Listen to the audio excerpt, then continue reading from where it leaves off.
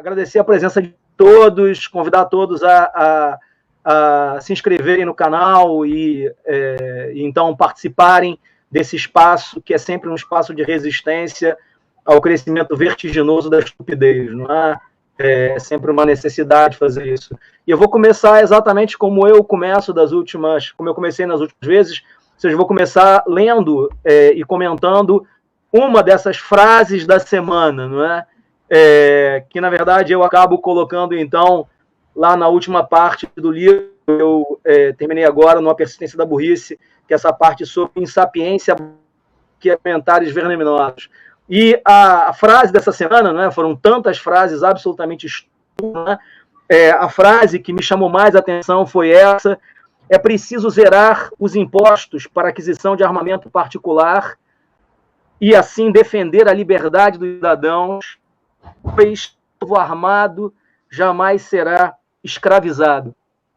Jawohl, cada dia é uma nova oportunidade.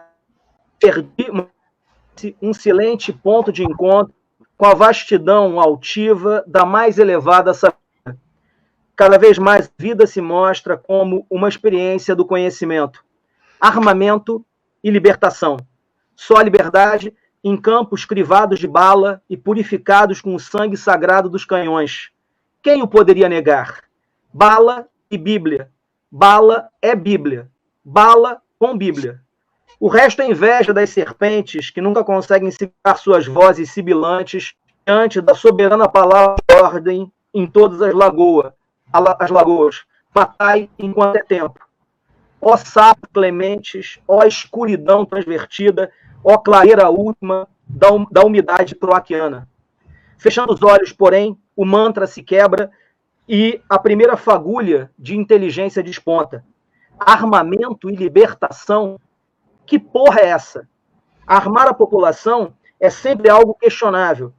Armá-la para combater por ela mesma possíveis crimes significa expandir os conflitos armados para o âmbito das brigas de trânsito, das discussões de botequim, das tensões familiares em churrascos de domingo, das diferenças clubísticas, das crises domésticas, das contendas mesmo entre os amigos, etc., etc.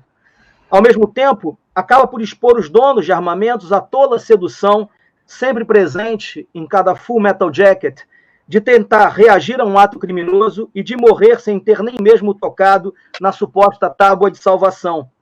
Isso para não falar de seu efeito colateral, da condenação de todos os transeuntes à lei macabra das balas perdidas em meio a tiroteios insanos. Estamos todos no mesmo barco. Será que ele precisa de mais furos em seu casco sórdido? Liberdade? Liberdade de aquisição só como eutanásia. Ninguém é livre para se matar quando sua morte arrasta consigo uma gama enorme daqueles que não foram convidados para essa festa suja. Mas o esgoto cresce. Ai daqueles que portem em si esgotos.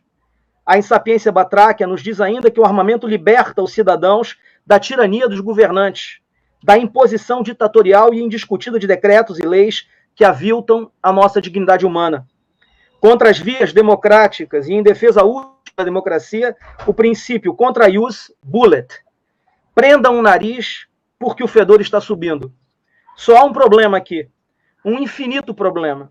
Uma posição como essa só faz sentido se um poder maior sustentar a ação diminuta do cidadão. Alguém sempre pode reagir à divulgação de uma lei sacando um revólver, mas se vai preso por isso. Contra a ação particular, polícia. Portanto, para quem alimente a crença na possibilidade de agir assim sem punição, é preciso que sua insurreição esteja sustentada pelo direito sagrado das ditaduras de sufocar toda oposição, de assassinar sem qualquer discernimento todos os seus inimigos.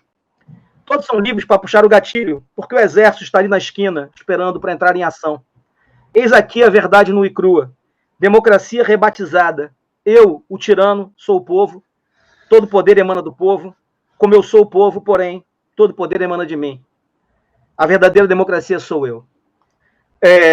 Essa é uma tentativa sempre de pensar a loucura que tem se abatido sobre nós, né? E é com isso, então, que eu passo a palavra para o Chico, colocando já uma pergunta, que é uma pergunta que diz respeito a essa relação entre democracia e desastre.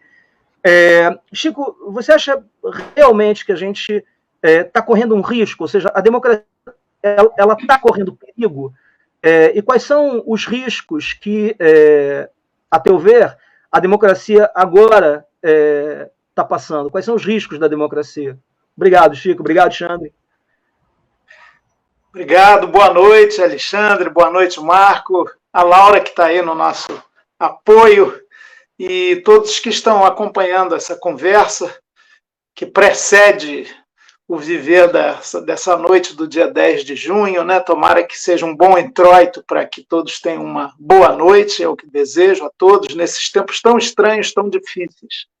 Ô Marco, o seu texto maravilhoso, aliás, uma crônica assim, muito instigante, nos traz várias questões. Antes mesmo da sua fala, de te ouvir, eu fiquei pensando no tema democracia e desastre. Aliás, democracia e desastre andam muitas vezes na história da humanidade de mãos dadas. E esse ao vivo que vocês fazem, esse programa, tem também um nome desafiador, né? Fé cega, faca molada. A introduçãozinha dessa belíssima canção do Bituca, do Milton Nascimento, eu creio que é do Ronaldo Bastos também, e não sei se do Fernando Brant, seu parceiro mais constante, saudoso, amigo, querido, que já mora num outro nível de vínculo. Mas aqui a gente vai fazer o contrário do que a canção diz. Agora não pergunto mais aonde vai dar essa estrada, não espero mais aquela madrugada. Nós queremos saber onde vai dar a estrada, mesmo que não consigamos, e temos ânsia de alvorecer, que escureça no alvorada e amanheça na alma da nossa gente brasileira, tão sofrida, tão maltratada, tão abandonada secularmente. Democracia e risco, e desastre, melhor dizendo. Nós estamos vivendo plenamente isso. Jair Bolsonaro, filhote da ditadura, devoto de torturador e de filósofo destrambelhado, arauto da ditadura, e falo de cadeira parlamentar, porque fui vereador com ele. O primeiro mandato parlamentar do Jair Bolsonaro foi exercido junto comigo na Câmara Municipal do Rio. E depois dos 7 federais dele, 4 eu estava lá. Percebi que é uma figura avessa à democracia, à razoabilidade, à ciência, ao humanismo mais elementar. E, no entanto, como é que um sujeito desse, com esses maus atributos, ele é bitemático, controle do afeto alheio e armamentismo, pau puro, a sociedade controlada pela força de uns poucos sobre muitos. É a concepção vital dele. E daí derivando o machismo, a homofobia, o preconceito, a discriminação. Como é que uma figura tão antidemocrática vira presidente da República? Por causa da nossa democracia. Formal, legal, eleitoral, ainda que de baixa intensidade. Ela resulta de uma luta que meus cabelinhos brancos aqui indicam, eu participei. Eu estava com muito entusiasmo naqueles comícios do Brasil Bonito das diretas já, multitudinários. Imagine a presidente Vargas lotada lá da Candelária até a Central do Brasil, com gente parada, aquele mar de gente, onde Milton Nascimento cantava, Chico, Caetano, Gil, e figuras, Miguel Arraes, Leonel Brizola, Ulisses Guimarães, Tancredo Neves, mais à direita ali daquele palanque, Fernando Henrique Cardoso, Lula, um jovem líder sindicalista. Enfim, era um encontro sob a batuta do Osmar Santos, que era um locutor esportivo, portanto não é novidade o mundo do esporte se aproximar das boas causas democráticas, e é bom que isso seja reavivado. Ali nós tínhamos o início de uma luta que era para votar para presidente, para ter eleições limpas, livres, pluripartidarismo, tudo consolidado pela Constituição de 88. E deu Bolsonaro. Olha aí, nada mais claro da democracia e da tragédia que ela sempre comporta. Sempre todos falam, desde a Revolução Francesa, em nome de valores democráticos. Os mais sanguinários ditadores falam em democracia. A ditadura sanguinária do Brasil, de 64 a, eu prefiro falar 88, que é o marco definitivo da superação daquele regime, daquela ordem jurídica e política que nos foi imposta, ela falava em democracia também. Estamos salvando a democracia. O golpe empresarial militar foi para salvar a democracia.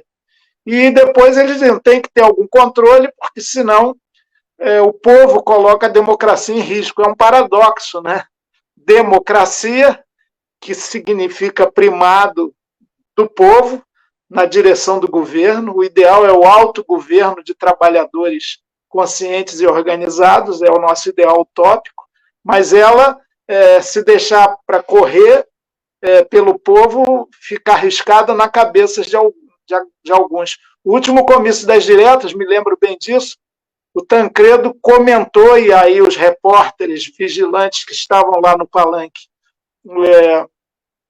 puderam perceber, o Tancredo, em São Paulo, no último comício, antes da votação da emenda Dante de Oliveira, que estabelecia imediatamente as eleições diretas para presidente, foi derrotada, era uma emenda constitucional, não teve os votos necessários, 308 na Câmara, mas o Tancredo, olhando aquela multidão, comentou, não sei se com Brizola, com Ulisses, com quem estava perto dele. E agora? O que a gente faz com esse povo na rua? Então, tem alguns democratas que têm medo do povo na rua e organizado. Não por acaso, só o vai e vem da história, né? O que agora aconteceu semana passada? Bolsonaro e Mourão dizendo que quem vai às ruas, exceto para apoiá-los como gado, quem vai à rua com uma posição crítica é terrorista, vagabundo, viciado. E ontem, antes de ontem, o Bolsonaro falou: o maior problema do Brasil está sendo a volta dessas manifestações de rua. Será que nós vamos virar um novo Chile? É o tipo do democrata que tem medo do demo. O demo, para ele, é o demônio. E, para nós, ele é o demônio na medida em que é contra a própria democracia. Nós estamos, sim, vivendo uma escalada que eu já não tenho medo de afirmar, com toda a preocupação que eu tenho pelo meu lugar de velho professor de história, neofascista. Não é o fascismo dos anos 20, 30, nem o italiano, nem o Estado Integral de Oliveira Salazar, nem a Espanha franquista, caudillo de Espanha por la gracia de Dios, bota um Deus no meio também. Não é o nazismo de Hitler, porque cada regime tem um contexto histórico, uma situação real e concreta datada. Agora, neofascismo, com várias características do velho fascismo, com essa cultura fascista que passa pelo nacionalismo tosco, exacerbado e entreguista. Olha só, nacionalismo entreguista, onde já se viu? A figura do Führer, do Duce, do prestidigitador, do mito, né? Um líder inconteste que desperta em segmentos da população uma devoção, o que é um horror também, porque isso rebaixa a racionalidade da própria humanidade. A inexistência de um grande partido político, mas de movimentos. Bolsonaro passou já por 9 partidos, está tentando construir o 10º, que tem um lema igual ao dos integralistas de Plínio Salgado, aqui nos anos 30, Deus, Pátria e Família. Mas ele também é avesso a qualquer formação mais coletiva e de base democrática, sobretudo. Então, a ideia de partido, ela fica secundarizada. É melhor os feixes, os grupamentos corporativos, daí fascismo, né, que vem de feixe. Ou um partido novo, né? O do Hitler era o nacional socialista alemão, que não tinha nada de esquerda. Pelo contrário, era um contraponto forte ao avanço significativo de socialistas e comunistas na Alemanha naquela época. Enfim, a gente vive um momento de muitos riscos, de muitas dificuldades, e o armamentismo, eu quero encerrar com isso que você, Marco, destacou muito, ele está crescente, é fato. A escalada neofascista não se dá apenas quando agrupamentos com aplauso de Bolsonaro pedem para fechar tudo aquilo que está ali na Praça dos Três Poderes, exceto quem despacha no Planalto, né, o Congresso, o Supremo, a começar pelos vagabundos do Supremo. É incrível que isso fique por isso mesmo. Até agora, Sim. o Weintraub está escapando, né? Mas medidas concretas de desmonte de políticas públicas, dos indígenas, da saúde pública, do povo quilombola, do combate ao racismo. O presidente da Fundação Palmares é um negro racista que odeia zumbi. Eu temo que ele propõe aí para mudar o nome da fundação para Domingos Jorge Velho, que foi um bandeirante que acabou com o último mocambo do quilombo dos Palmares. Mas a questão das armas. Vocês sabiam que de janeiro a maio deste ano, a venda de munições, inclusive já em plena pandemia, aumentou 98% em relação ao mesmo período do ano passado? Eu tenho um número aqui, cartuchos, nesse mês de maio, 1.541.780, num país que já vive essa tragédia de 1 morto por minuto na Covid. O pessoal está se armando. Agora, não é armar a população, isso é um discurso, aliás, igual ao do Mussolini. É armar alguns. Será que vão dar armas para o MST, para o MTST, para fazerem a justiça agrária e a justiça da moradia?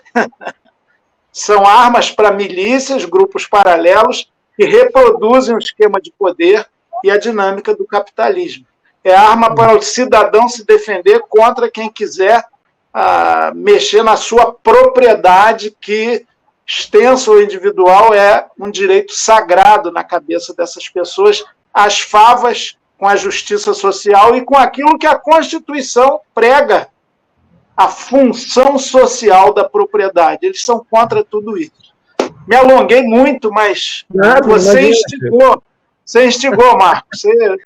Xande, só para comentar um segundo antes de passar a bola para você, Xande, é que, na verdade, o que eu venho tentando fazer, Chico, é exatamente pensar incongruências absolutas nesses modos de argumentação, né? Porque tem padrões de argumentação falaciosos, repletos de paralogismos, mas tem modos de apresentação, não é? E essa frase, que é a frase "povo armado jamais será escravizado", é uma frase absolutamente absurda, não é? Completamente provida de sentido, porque eles combatem toda e qualquer posição contrária ao governo, nesse sentido, tudo aquilo que se coloca contra o governo, mesmo sem arma, é imediatamente taxado como bandido, como baderneiro, como maconheiro. Essa expressão surgiu uma vez mais, não é? E, ao mesmo tempo, então, o que eles pensam como armar o povo é armar aqueles que podem dar sustentação a uma guinada, que é uma guinada totalitária contra o regime democrático. Isso parece óbvio na própria formulação dos argumentos que estão na base. Dizendo. Xandre, é isso.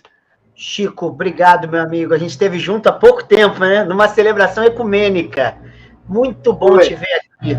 Eu queria levantar uma questão muito importante, assim. É que quando o Bolsonaro ganha, algumas esquerdas dizem que está na hora de abandonar as narrativas identitárias e minoritárias para pensar temas transversais como direitos trabalhistas, como empregabilidade universal, e abandonar essas pautas. Algo aconteceu de maneira um pouco contrária com a teologia da libertação, que, apesar de ter como pauta o problema do pobre, estendeu semanticamente o pobre nas comunidades de base a diversas experiências humanas, a questão negra, a questão indígena, a questão da mulher, tudo isso entrou dentro do signo da pobreza. E agora a gente vê no George Floyd a mobilidade mundial, inclusive no Brasil, levando a muitas reivindicações democráticas agregarem nas suas pautas exatamente o problema do racismo como um dos carros-chefes das manifestações, uma questão identitária e de minoria como fonte mobilizadora da contraposição às investidas do atual governo.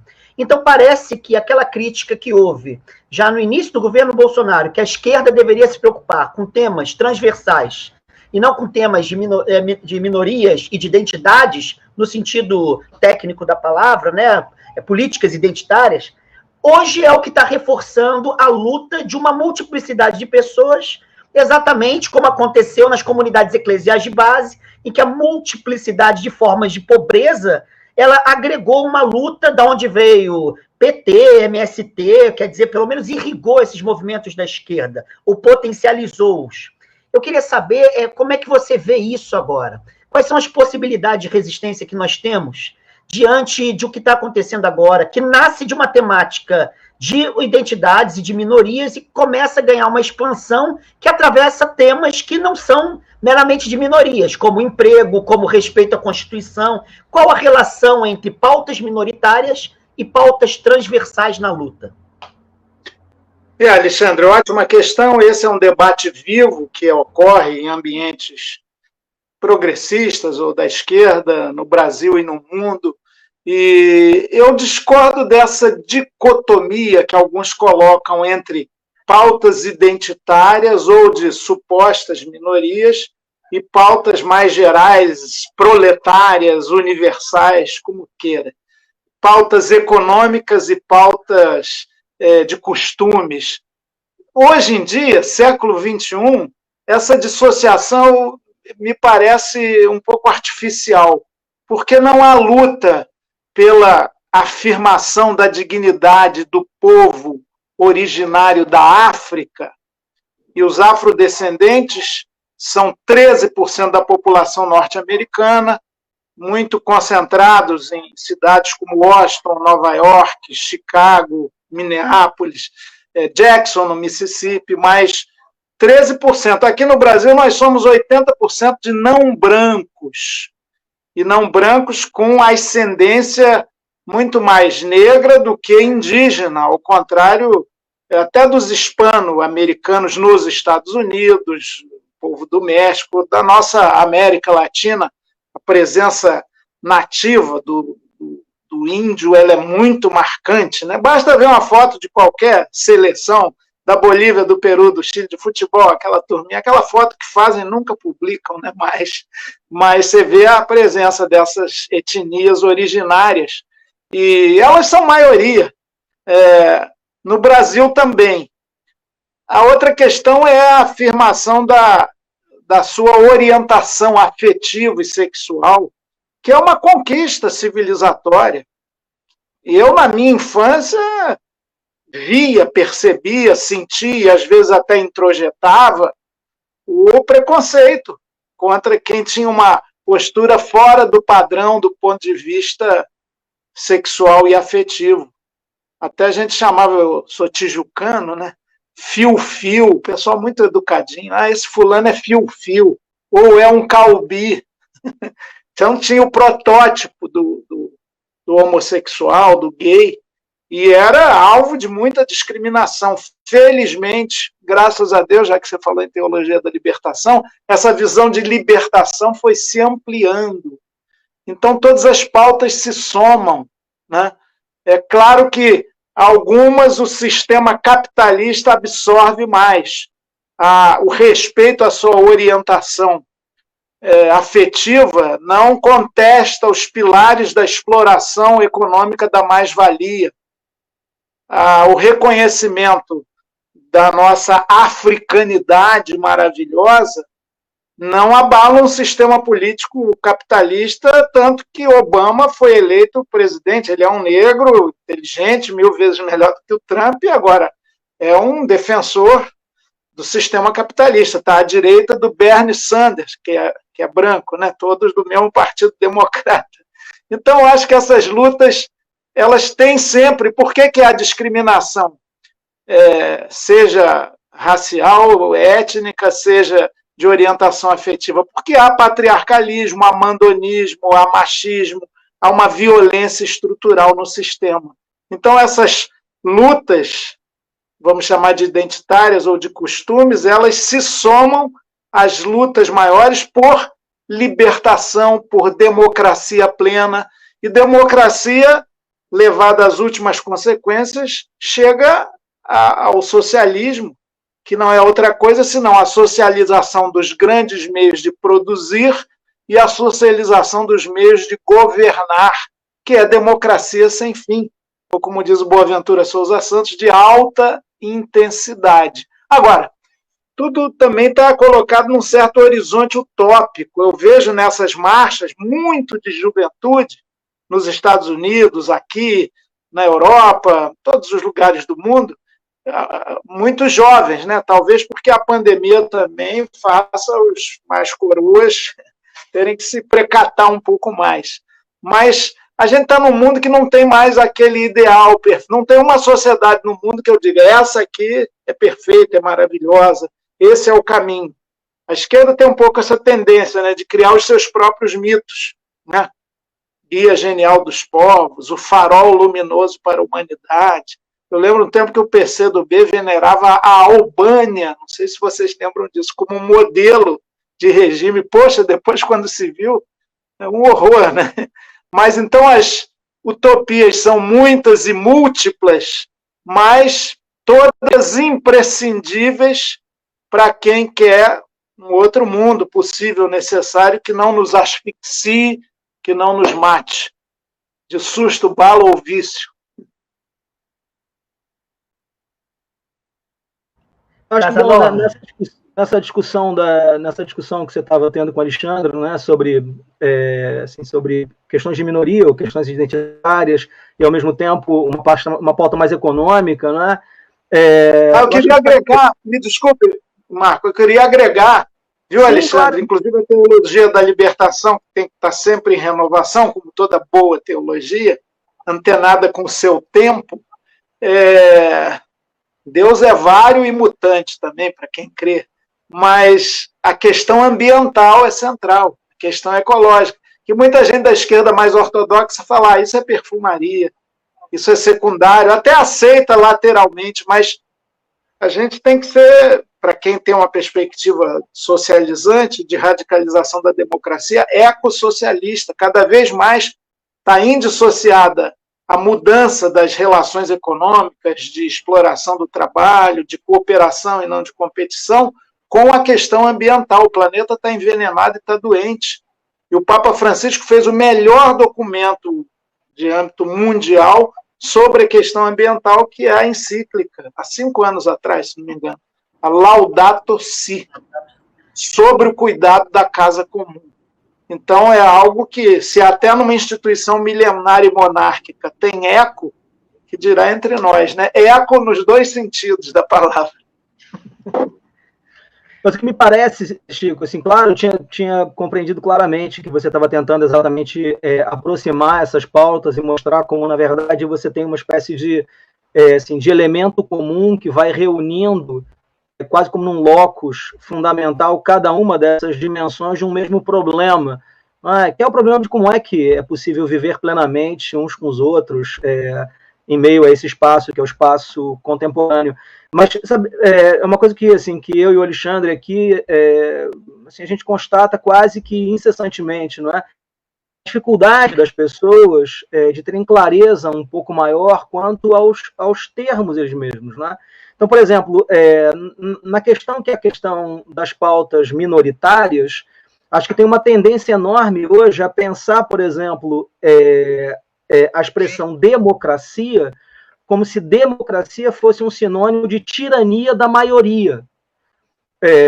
E com isso, você vê incessantemente essa tendência, que é a tendência da pessoa, por exemplo, justificar toda uma violência, que é uma violência contra religiões que são minoritárias, né, a partir exatamente da ideia de que, como nós somos maioria, então todas essas minorias precisam obedecer à Constituição da maioria, né? Isso acontece, ao mesmo tempo, com relação às questões que são as questões ligadas à sexualidade, não é? Como existe uma heterossexualidade estatisticamente normativa, o que acaba acontecendo nós temos o direito de, como somos maioria, instituir, então, a nossa sexualidade como padrão normativo de orientação é sempre duro você dizer que esse sujeito é o nosso presidente, né? Mas a figura desse senhor, né, é completamente marcada por isso. Ele é o tempo inteiro, ele usa a palavra povo como se fosse uma palavra que se confundisse imediatamente com tudo aquilo que ele propõe e diz, exatamente sob o pressuposto posterior de que, como ele foi eleito e, nesse sentido, ele teve a maioria, ele pode instituir esse poder da maioria sobre os outros em geral, né? Então, acho que tem uma questão de fundo terminológico mesmo, que é não compreender que a palavra democracia não se confunde com alguma coisa como ditadura da maioria, mas, ao contrário, a necessidade de você ter pleitos que, através da maioria, indiquem uma direção, preservando incessantemente os direitos, que são direitos de todos aqueles que habitam o espaço social, né? Então, assim, o problema, que é o problema dessa ideia de uma democracia pensada como se ela fosse literalmente uma carta branca para que a maioria fizesse o que ela quiser, né? O que ela quisesse com a minoria. Tem eu parei por um acaso outro dia, né? Cliquei num Twitter, cliquei numa notícia da Folha de São Paulo e fui jogado para um Twitter, que é um Twitter dessas figuras do governo, e aí tinha uma frase do Olavo de Carvalho, né? Assim, chamar ele de filósofo, eu acho que é um negócio assim que me dói no coração, né? E me dói no coração porque é como se eu me sentisse aviltado na minha condição, né? Filósofo é o Kant, né? Assim, filósofo somos nós, assim, que estudamos filosofia. Esse senhor é um doido varrido, né? Assim, tudo que fala ou é falso ou é trivial. Mas ele dizia assim, se realmente houver governo militar, se tiver um golpe militar, que dessa vez se preservem as instituições e se matem os comunistas, né? Então, assim, o sujeito já propõe num Twitter público que um golpe militar mate, literalmente matar, aquelas pessoas que ele, por alguma razão, alcunha como, né? Então, acho que tem uma questão, uma primeira questão que seria essa. E só para jogar mais um outro elemento na discussão, né? O interessante da democracia é que, como a democracia ela pode chegar a harmonias, mas essas harmonias não são pré-estabelecidas, não é? Foi nisso que a gente estava pensando quando a gente decidiu Democracia e Desastre, porque como a harmonia não é pré-estabelecida, como não é garantida por nenhuma essência, mas ela depende dos arranjos, não é? Tem uma fragilidade constitutiva da democracia, mas isso torna a democracia, por outro lado, um regime completamente contemporâneo, porque ela não tem princípio norteador no sentido de uma lei que ela precisa obedecer. A única lei que ela obedece é a lei das composições, as leis das discussões incessantes sobre as coisas, né? E aí eu acho que isso relativiza um pouco a ideia de um certo horizonte utópico da democracia, porque a democracia ela restabelece incessantemente uma certa condição inicial, quase como se ela retomasse incessantemente a necessidade de um novo caminho da democracia, não é? Ela precisa se reinventar incessantemente, né? É isso aí. Na verdade, a democracia abriga muita coisa, né? E a gente tem que superar a ideia da democracia como mera manifestação do voto e da delegação. A democracia de alta intensidade é a democracia de participação popular permanente. É o chamamento à consulta popular sempre. E até hoje, plebiscitos e referendos, e eu fiquei lá 16 anos em Brasília como deputado federal tentando fazer avançar isso, uma regulamentação definitiva para plebiscitos e referendos ainda não apareceu. Teve o referendo, o plebiscito sobre república e monarquia, foi muito legal aquele período, né? Eu fiz até um livrinho infantil chamado Cara ou Coroa, que foi muito debatido e discutido em escolas, sobre, essencialmente, república e monarquia pressupõe a discussão de democracia. Tinha outra decisão popular também, que era sobre parlamentarismo ou presidencialismo. ganhou a República, ganhou o presidencialismo. Talvez a verdadeira proclamação da República no Brasil tenha sido só agora, nos anos 90, do século passado, e não aquela do Deodoro, que foi uma quartelada, e a República oligárquica até 1930, ela tinha muito pouco de democracia, eleições a bico de pena, dominação do café com leite, das aristocracias regionais. Agora, também outra coisa é essa ideia de minoria e maioria, né? Às vezes tem um senso comum conservador, mas que através da educação e da cultura pode mudar. Quem defende uma posição hoje pode não defender amanhã. E tem também um certo tipo de bom modo na maneira do brasileiro se relacionar, que leva a gente a ser um pouco falso, enquanto massa, enquanto multidão, enquanto opinião pública. Se perguntar a qualquer pessoa se ela é racista, se ela tem preconceito contra negros, ela dirá que não. Acho que 95%. É ou não é? E, no entanto, o racismo está introjetado, ele é estrutural no Brasil. Se disser para um maridão truculento se ele é machista, ele vai dizer que não. Se ele trata de maneira autoritária sua mulher e filhos, ele dirá que não, vai ver o dia a dia, é um horror. Então tem uma certa razão cínica muito forte na cultura brasileira que a gente tem que enfrentar no cotidiano. Enfrentar dentro de nós mesmos. O velho Paulo Freire dizia que a suprema vitória do dominador é introjetar os seus valores no dominado. Então é uma revolução cultural permanente que a gente tem que fazer. E mesmo a gente tem que fazer também a autocrítica dos regimes socialistas, que muitas vezes degeneraram em verdade absoluta, em dogma, em censura, inclusive de obras artísticas, em tortura, prisão e gulags da vida e campos de concentração para reeducação para o socialismo. Acho que no século XXI esse tipo de perseguição a homossexuais, Cuba mesmo, a República de Cuba, fez uma autocrítica disso. O próprio Fidel falou, olha, de fato tinha muita discriminação, não mandava para a cadeia, mandava para hospitais psiquiátricos, porque partia do princípio de saúde pública de que aquilo era uma degeneração, uma distorção, uma doença. Isso é horrível, mas aconteceu nas melhores famílias aí da trajetória da humanidade. O respeito à minoria, que nem sempre é minoria, por exemplo, há várias situações em que a minoria é a maioria, mas a gente continua chamando de minoria. O respeito à minoria é fundamental porque ele impede a dominação absoluta. E o exercício do poder absoluto, ainda que respaldado pela maioria, é extremamente perigoso, porque o limite com a opressão é muito tênue. Nós temos que nos reeducar para a democracia. O regime do capital ele é uma ditadura econômica, porque ele concentra os bens, os meios de produção, ainda mais agora com o anonimato do grande capitalista, que não é mais o capitão de indústria, com charuto na boca e dinheiro saindo pelos bolsos, como aquela caricatura, mas é anônimo, né? A sociedade é anônima, é o capital financeirizado com poder tremendo. É esse ente poderosíssimo, autoritário e meio místico do mercado. Tem até sentimentos humanos, está nervoso, está calmo. Você vê, agora em meio à pandemia as bolsas estão subindo, eu não entendo porquê, saiu até uma matéria da revista Época, está ali na minha mesa de cabeceira, ainda não li, sobre esse paradoxo.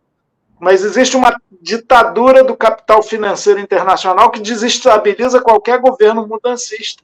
A Grécia sofreu muito quando quis mudar, fazer uma inflexão no seu governo com a esquerda lá, a Syriza, né? E acabou dando para trás. Então é muito complicado, mas esse princípio democrático, como ele é aceito universalmente, a gente tem que valorizar e dar substantividade a ele. Chico, eu queria fazer uma questão que, na verdade, agregam duas questões numa só. Você conheceu o Paulo Freire e você é um militante, né, no âmbito religioso da teologia da libertação. Eles se cruzaram. A teologia da libertação, com a obra do Gutierrez, de 71, usa Paulo Freire para falar que a teologia da libertação passa pela conscientização, e a conscientização diz respeito à proatividade do oprimido para libertar do sistema de opressão, mediante o qual o opressor também é oprimido. Então, isso está estampado lá. Então, é um projeto que pega o subalterno, o empodera ou a empodera, e a partir dali se questiona um sistema e não necessariamente uma dicotomia. A teologia da libertação fez uma festa com isso. Toda a esquerda brasileira, num certo momento, dependeu de algum elemento que a teologia da libertação estava ali pensando junto às bases. Teve uma relação direta ou indireta com muitos partidos. Agora nós vemos a despotencialização da teologia da libertação, a ascensão da esquerda ao poder, no caso de 2003, e, ao mesmo tempo, a derrota religiosa a derrota da esquerda por meio das vozes evangélicas da teologia da prosperidade.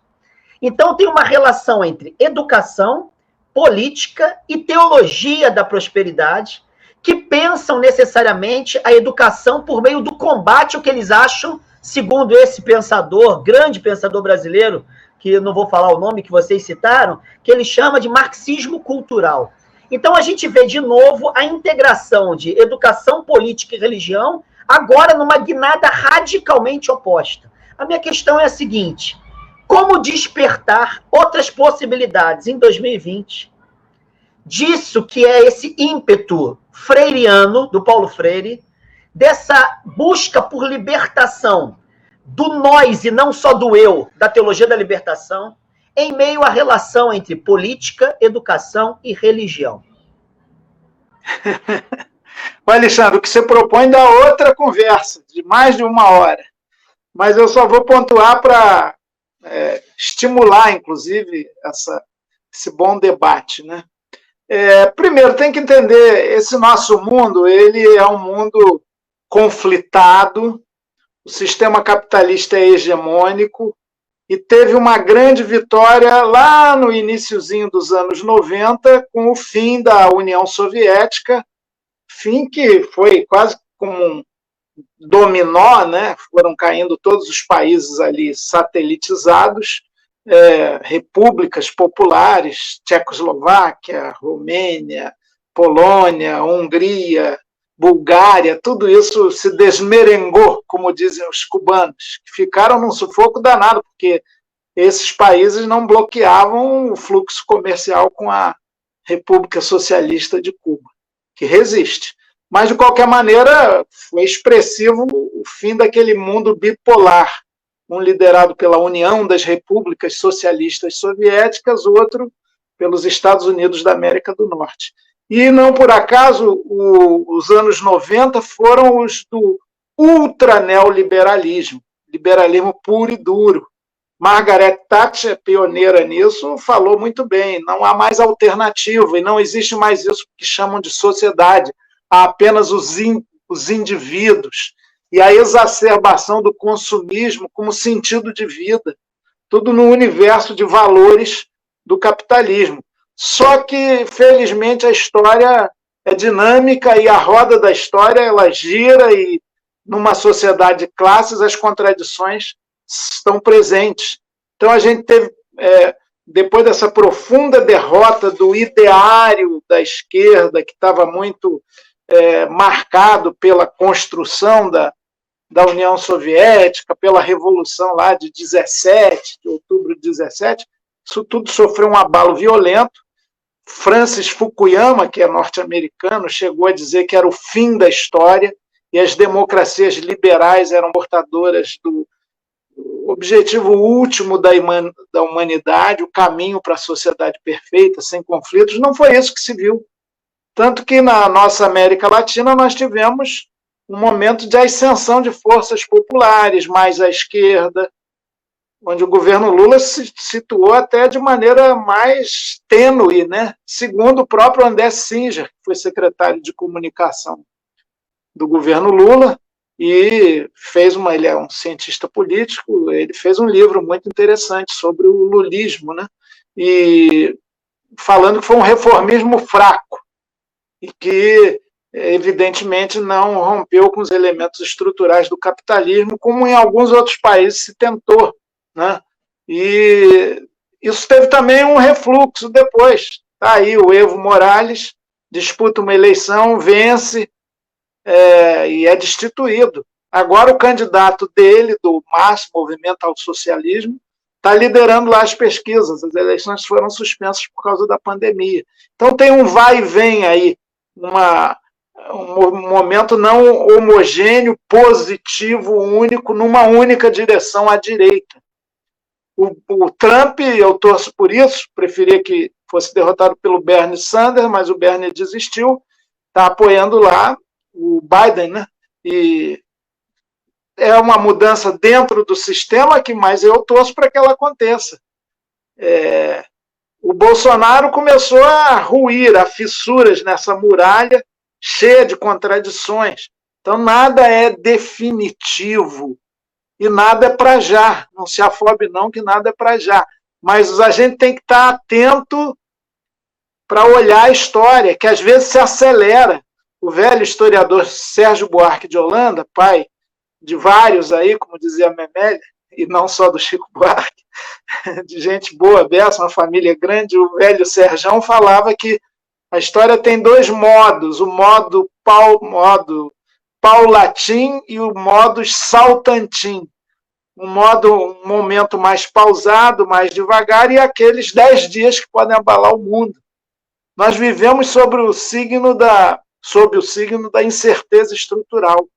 Eu já andei pensando nas minhas equipes de mandato sobre as conjunturas, e às vezes a gente via lá nos apontamentos, a gente fez seminários, discutiu 3 dias seguidos e não previu que ia acontecer isso ou aquilo, com o recrudescimento do movimento de massas, a queda da Dilma, 2, 3 meses antes. A eleição do Bolsonaro também, no começo, todo mundo dizia, como se dizia em relação ao Donald Trump, esse cara não tem chance, é muito exótico, é um ponto fora da curva, ele é disfuncional para o sistema. Bom, todo o sistema econômico e a elite fecharam com ele na reta final da campanha de 2018. Mas isso é definitivo? Não. Então, acho que a releitura, inclusive, da teologia da libertação e a volta à valorização desse trabalho mais na base pode conter um pouco algo que veio da cúpula da igreja. O Papa João Paulo II foi Papa por 25 anos, o Bento XVI, seu continuador da ortodoxia mais fechada, de repente, surpresa, para mim é uma surpresa, eu acho que é uma bênção divina, um sopro do Espírito Santo. Veio o Francisco, que não estava nem cotado, e é um camarada super bacana, antenado com o mundo, né? Com esse espírito jovial da mudança, mas enfrenta lá mesmo, né, a cúria romana, que ele acusou de sofrer de Alzheimer espiritual, e todas as amarras de uma instituição pesada. Mas é um sopro, é uma janela. Pelo menos pararam as perseguições aos nossos amigos, Leonardo Boff, Frei Beto, para falar aqui do Brasil, Marcelo Barros. Então, a teologia dos pobres vai encontrando de novo o seu lugar, e ela é vicejante, inclusive em algumas igrejas, até neopentecostais. A gente também tem uma certa mania de achar que essas igrejas são só dos coronéis da fé, aí, desses famosões, desses pastores eletrônicos, televisivos, para quem Jesus é o caminho e Deus é o caminho e Jesus é o pedágio, e eles, as suas igrejas, ganham muito dinheiro também. Isso não é a única face. Eu conheço pastores de igrejas neopentecostais, não são a maioria ainda, que tem essa dimensão, você conhece também, tem essa dimensão profética, mística, né, pentecostal até, do entusiasmo, e que tem uma visão progressista, radicalmente democrática, libertária. Isso é muito alvissareiro, eu acho que isso é um sinal dos tempos também.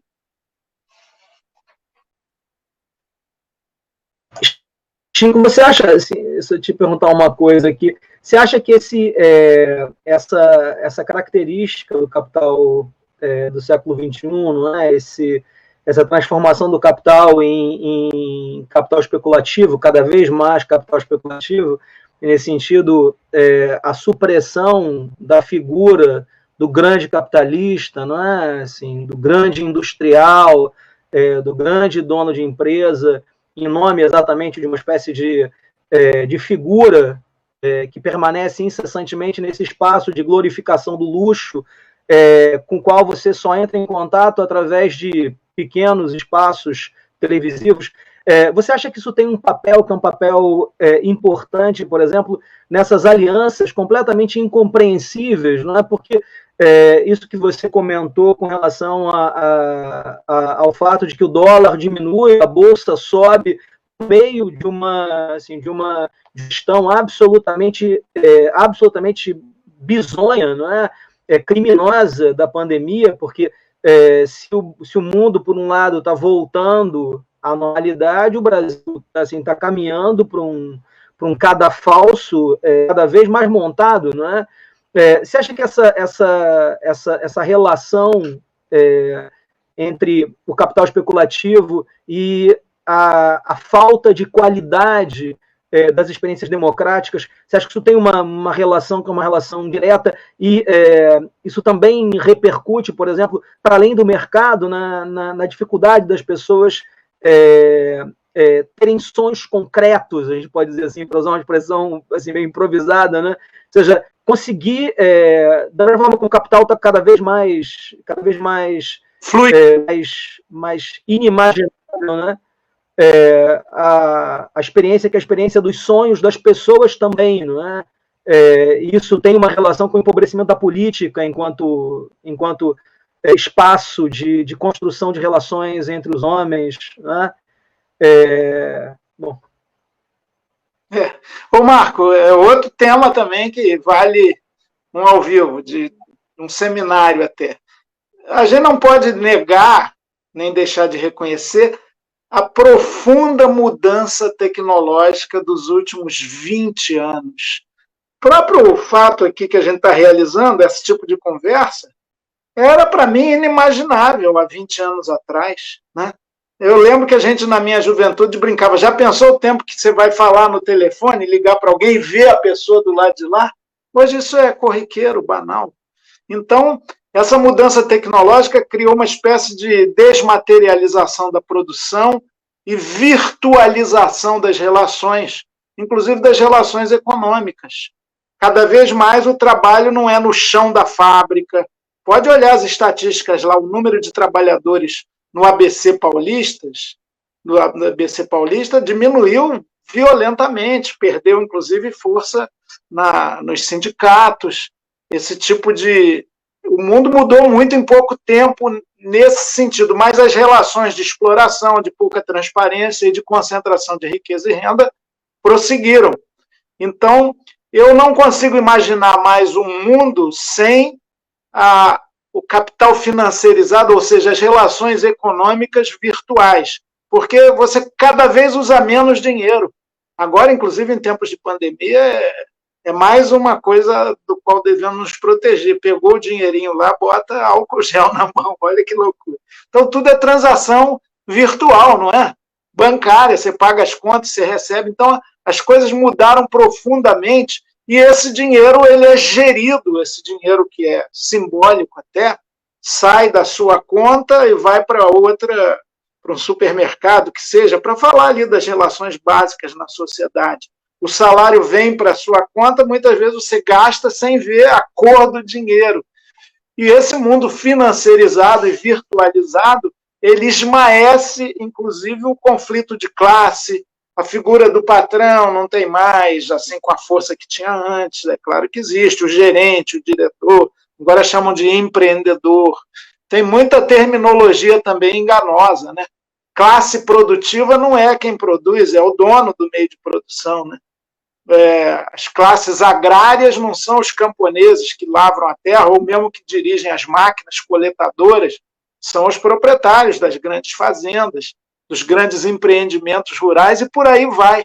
Então, o mundo mudou muito na sua face. O que é a classe trabalhadora hoje? É diferente do Brasil de 20 anos atrás, da época do Vargas, e muito mais diferente daquela do Manifesto Comunista, burgueses e proletários e tal. A própria forma de exploração da mais-valia mudou também.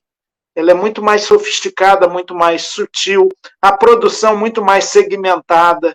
Uma pecinha que vem lá da China, dita comunista, com uma alta exploração da mão de obra, vai servir aqui para o nosso computador no Brasil. Né? Made in China está espalhado pelo mundo. Então, isso é uma nova realidade, mas talvez o denominador comum seja exatamente as relações humanas, as relações da democracia direta, as relações do afeto, as relações de humanismo contra a barbárie e contra essa impessoalidade opressiva que há no mundo. Agora, eu fico muito impressionado. Eu tinha algumas expectativas em relação a essa pandemia, primeiro de superá-la rápido e com o menor número de mortes. Fiquei torcendo pela primeira vez para o Bolsonaro ter razão, quando ele falou que seriam no máximo 800 mortes. Canalha, né? Ele devia ter informações para saber que a gente sempre desconfiou, ele estava subestimando. Já estamos certamente em mais de 40 mil, que não se fala das subnotificações. Muito bem. Eu imaginava que depois desse período duríssimo para todo mundo, até para o grande capitalista, para o cara que vive bem, está bem protegido ali, ia mudar os valores, né? Mas quando se reabre, hoje em São Paulo foi isso, filas e mais filas para o pessoal ir nos shoppings.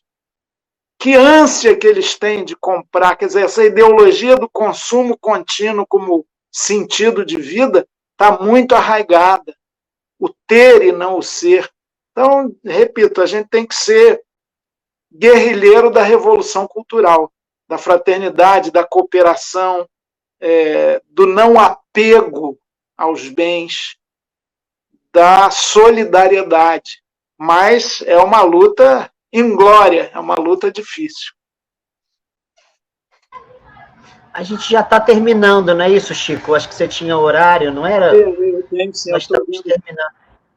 Uhum. Antes da gente fazer o fechamento... Assim, agora a gente já está na última fase, não é? Assim, foi um prazer enorme estar contigo aqui, Chico. Foi uma noite ótima para discutir exatamente o problema que é o problema da democracia, não é? Assim, a democracia brasileira vem sendo constantemente aviltada, não é?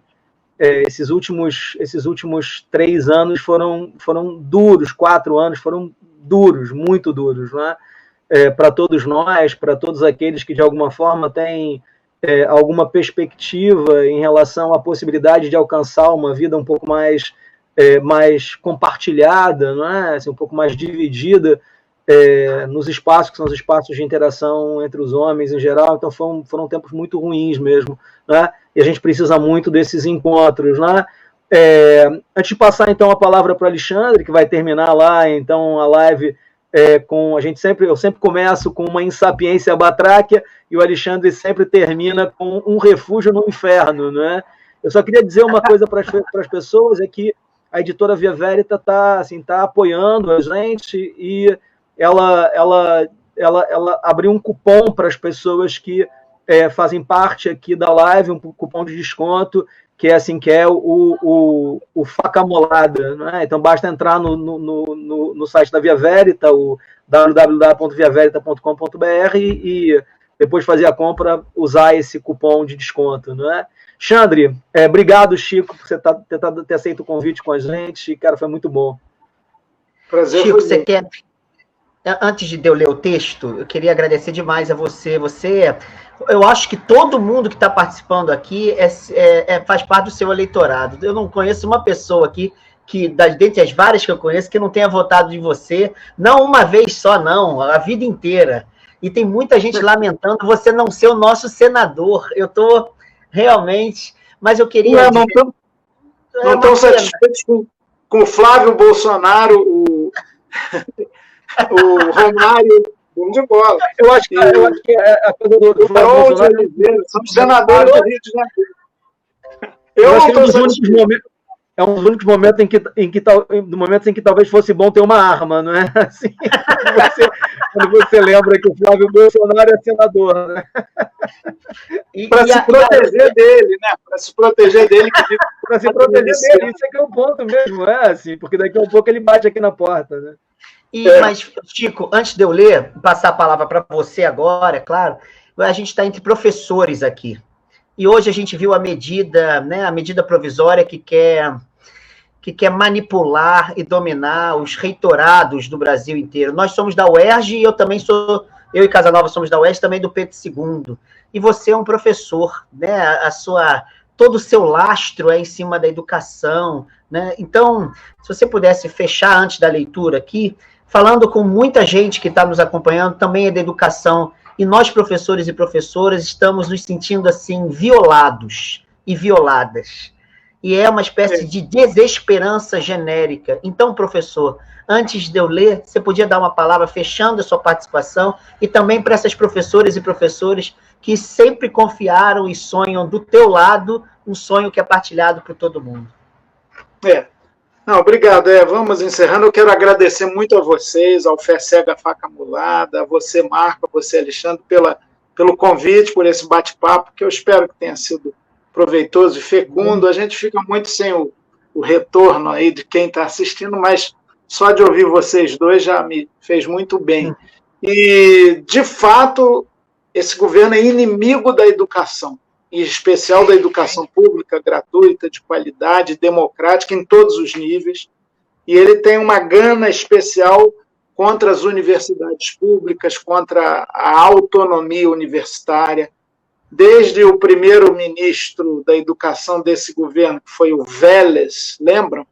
Agora esse Weintraub, eles são adversários da educação, aliás, em geral, muito mal educados, do ponto de vista da visão de mundo. O Weintraub, inclusive, às vezes dá umas caneladas no português, muito deploráveis, né?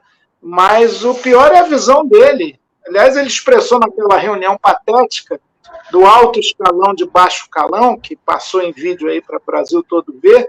Ele dizia que odeia essa ideia de povos indígenas, que tem que prender os vagabundos do Supremo.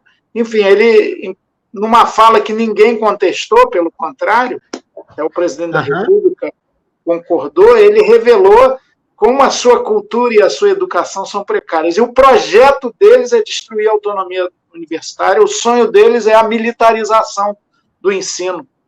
Tanto que tem as experiências pilotos aí das escolas quartéis, né? Das escolas militares. Então, ele quer acabar. A eleição de reitor pela comunidade acadêmica é algo que o ofende. Bolsonaro já desrespeitou 6 eleições, 6 universidades federais.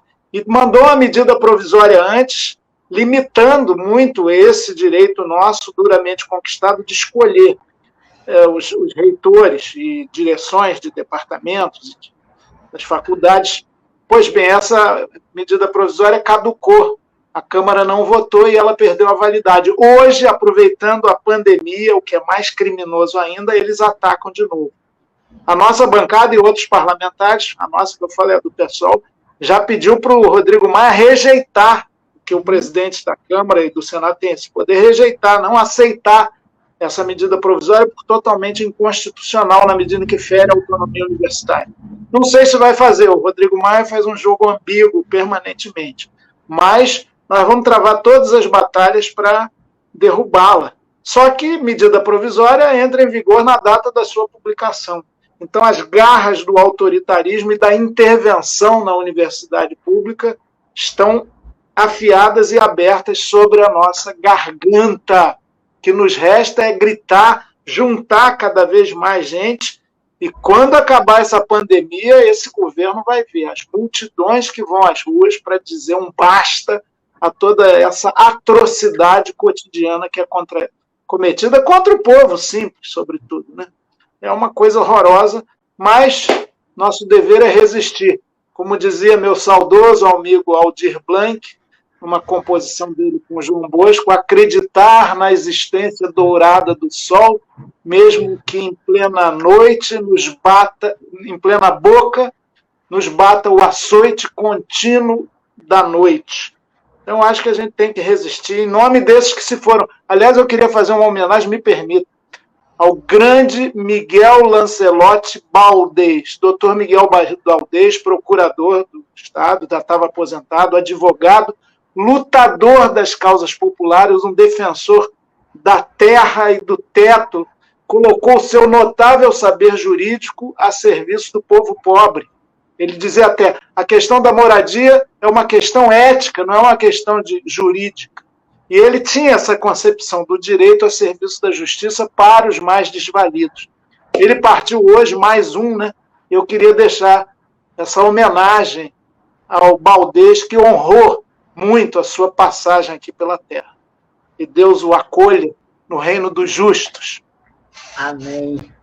Olha, eu vou terminar lendo um recado dos infernos, mas você, como eu, Casanova, sabemos que infernos é o submundo, subhumanizados, e é dali que fala essa fala que eu acho que você trouxe o grito dos infernalizados, dos danados, como se dizia na Idade Média, para cá. Então, uma fala pequena para concluir. E, Chico, depois eu vou entrar em contato contigo, que eu estou ligando sem parar para o Marcelo Freixo. Já participei de 500 eventos com ele. Ele não manda recado para participar com a gente. Então, se você puder ser o nosso anjo mediador aí, depois eu vou entrar em contato contigo para que o Marcelo Freixo também traga outras coisas aqui para enriquecer o nosso debate. Tá bom, meu amigo? Muito bom, muito importante. Ele é ótimo, mas eu mesmo estou com alguma dificuldade de falar com ele.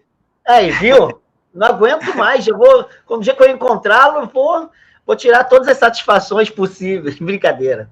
Vamos lá, então. O texto se chama Manifesto das ou dos condenados, no sentido de condenados ao inferno. Como se fosse uma psicografia. Não estou falando do lugar de nenhum deles e delas, mas apresentei algumas pessoas que vivem nessas situações e deram ideias para que ele fosse construído. O texto diz assim: mulheres e homens do submundo, vidas vividas sob as dores dos infernos, corpos condenados à eternidade dos suplícios, vozes emudecidas à procura de ouvidos que ouçam seus gemidos. Eles querem gritar. Os infernos gritam para nós. Os submundos gritam em nós. As dores dos seus suplícios exigem, a partir de agora, novos ouvidos. Ouçamo-los, ouçamo-las. Eis o que elas e eles nos dizem a partir de então.